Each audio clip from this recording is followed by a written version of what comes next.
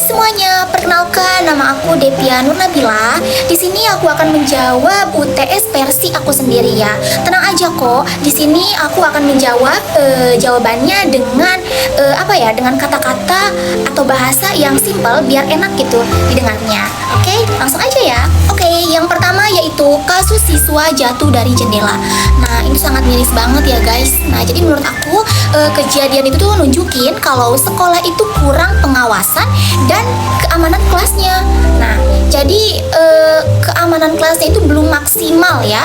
Supaya nih nggak kejadian lagi, sekolah itu harus ngecek keamanan jendela.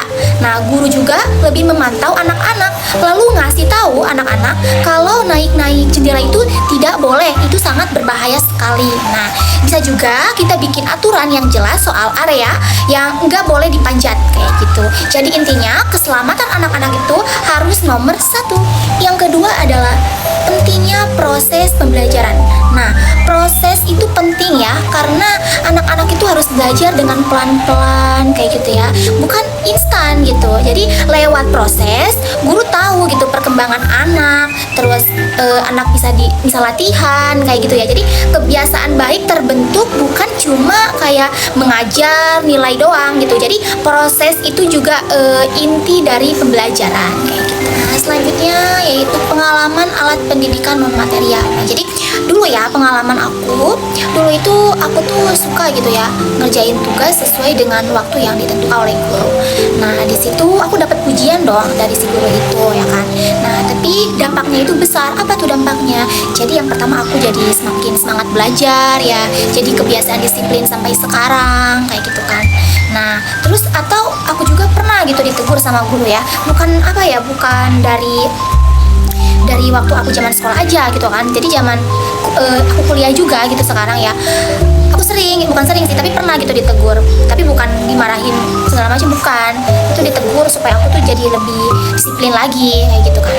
Nah, jadi itu bikin aku hati-hati banget gitu ya. Jadi non materi tuh ngaruh banget ya buat kesikap kita juga kayak gitu. Ini juga yang selanjutnya ada 10 kompetensi pedagogi guru. Nah, jadi yang pertama itu harus paham karakter siswa. Nah, kita tuh harus paham gitu karakter siswa seperti apa gitu kan. Karena semua anak itu berbeda-beda karakternya, ya kan?